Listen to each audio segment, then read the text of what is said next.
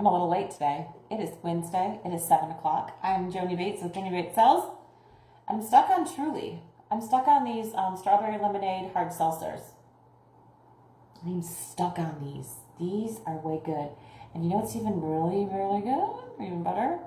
You put this in a glass with some crushed ice and a shot of Malibu. I'm saying. It's good. It's good. It's good. Friends, I have to tell you, I think Wine Wednesday is my therapy time sometimes too.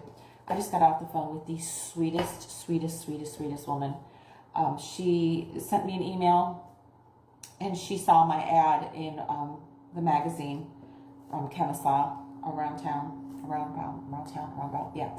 And she wants me to sell her house, and so we're gonna have a meeting. But I just talked to her for like 30 minutes. She was a delight. Turned my frown upside down. I had a little frown today, but I am moving on. So, hey, let's talk a minute. Let's dig in. Are we surprised about this news from Zillow? Zillow, wrong one. Opendoor. Are we surprised? No, we are not surprised. Opendoor. I mean, we can get into the facts about it. Truth be told, if it seems just too good to be true, it usually is too good to be true, and that sums it up. The fine that they got was $62 million. $62 million from the Federal Trade Commission, the FTC. That's big stuff. That is big stuff. You got to be doing some stuff that's real wrong. And I wrote down some of the adjectives that were used to describe the case when they were things like misleading. Let me find my notes. Misleading, deceptive, basically liar. That is what Opendoor did in regards to all of their marketing. They basically would tell folks, so yeah, you are going to absolutely be able to sell your house with no showings, and you're only going to have to pay this basic fee. It's like 6%. No commissions, just no commissions. And it's going to be easy, you're going to make a ton of money. What ended up happening is Opendoor really wasn't making money on the buying and selling of homes. They were making money on their fees. And I did a number. I've probably done 5 deals for Opendoor on either side. Whew. And that's exactly what happened. There were so many fees that were attached at the last minute. So you're like, what am I supposed to do? I've already planned. I've already moved out. I've already rented a U-Haul or done whatever it is that you need to do when you move. So you paid. You just paid whatever Opendoor told you to pay. And here's the kicker. Like, Opendoor would go into a home that they purchased and they would do an assessment and they would misrepresent everything. They would say, okay, so we had a walkthrough, basically an inspection, and this roof is terrible and the inside has to be repainted. And anybody who wants to buy your house is going to say that. We're just doing you a favor by telling you this now. So we need to have that done with our vendors. And it's going to cost you $10,000. And you never got an invoice. You never got a broken down invoice from who was doing what, for how much. No comparison, no price shopping. And it just came off the price that they were offering you at closing. Who does that? Like that is literally, it's the bait and switch. They're telling you that it's going to be easier, but in the end game, you really end up losing money. So here's some of our words that we were using.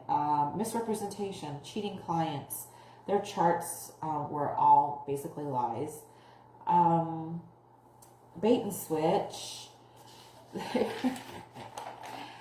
They were overcharging on everything. And here's the thing that's real interesting. The concept of being honest and trustworthy and just being kind is lost on a big company like that. And that's when we have to talk about value.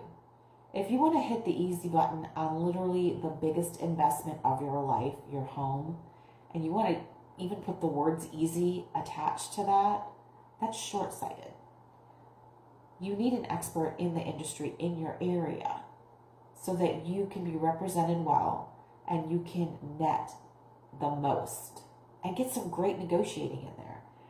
And that's not what was happening with Open Door. And it's really sad because a lot of people got taken advantage of, and that irritates me to no end. Is you don't mess with people, particularly vulnerable populations, when they're being predatory, and that's exactly what they were doing.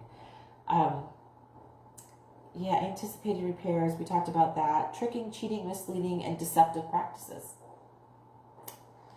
They would say things like zero closing costs. None of it was true.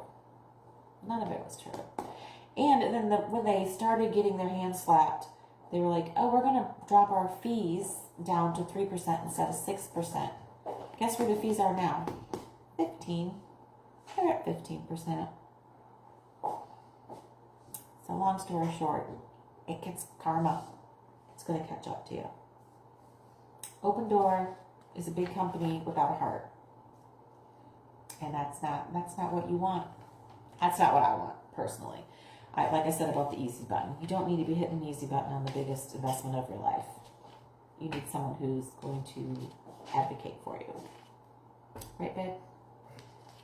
That's honey right there. Okay, what else are we talking about today? So basically this is an iBuyer. An iBuyer is anything that's an instant buy.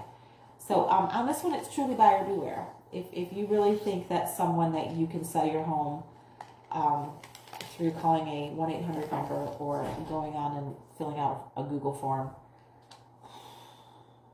at least give a local agent a try. It doesn't have to be me. Just give a local agent a shout out to do comparison to. And so this is the part that I'm interested in, is aftermath.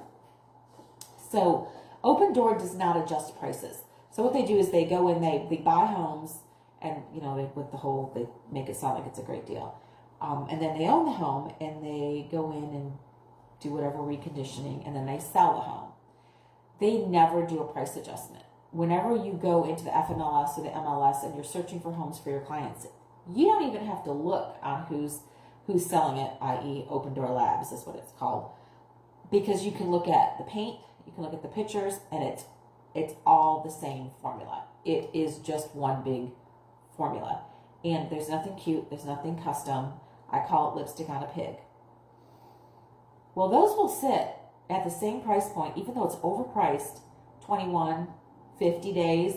I've seen them up to 75 days for Open Door. They do not lower prices. Guess what they're doing now? I showed 2 homes yesterday that had a price reduction of $30,000. Well, you got to pay that $62 million somehow, don't you? So there are some, and we already have a shifting market, but Open Door is starting to lower prices. And even though the Open Door process, from a buyer's perspective, can be a little harrowing, you really do have to have a lot of patience to make sure you're submitting your offers their way and doing all the process their way. But there's some deals to be had there. So yeah, that's the summary of what's going on with Open Door, with deceptive, mistreating, cheating, lying. Yeah, they got in trouble, because that's what happens when you're a bully. You get in trouble, and it's supposed to happen. Right? Okay, so I want to talk to you real quick about our market. And I'm not going to sugarcoat this for y'all, because that's not how I roll. Sugar belongs in sweet tea and on grapefruit. It doesn't belong on facts or real estate. Here's where we're at. We have a shifting market, and it's still fine. But a lot of people keep looking back. You keep looking back to what my house should be selling for compared to my neighbors who sold it 2 months ago. Those days are gone. They are just gone. And moving forward, I don't have a crystal ball, but I do follow the market, and I do listen, and I do have a really good pulse of what's coming. May of next year. May of next year, it's going to be a buyer's market. Prices will drop. Are they going to drop crazy? No, because they're so high right now. They're going to drop to a level 50,000. That's a lot. But if I was advising someone who was selling a, let's say it's it's worth $1 million, the comps around them are $1 million, I would not price it at $1 million. Right now, I would price it at $920. And I know you're thinking, why would you price a house at $920 when the comps are $1 million around it? Because those are comps from 6 months ago. We are not in that market anymore. If I price that house at $1 million, it's going to sit. And if it sits too long, it won't even be worth $920. So there's a strategy there that, like I said, I'm not sugarcoating it. If you want to sell your house and you don't want something to sit right now, this is advice for all my consumers and my real estate agents. You're going to need to price it below comps because that's where it's going to be coming up or lower. Okay, I'm going to Auburn tomorrow. War Eagle. Moving in Sarah Grace and Nicholas. U-Haul sitting out front. And I'll take some pictures, do some TikToks, so that you can see what we're doing. It's a little tight, our closing for our investment property, you know, the college hack that I do. It got moved a few times, and it is now, we're closing tomorrow and moving in tomorrow. No problem. I got this. All right, guys, be well, be blessed. Holler at me. War Eagle. No, is that a War Eagle? I don't know if Auburn has a signal. I don't know, but War Eagle. Bye, guys.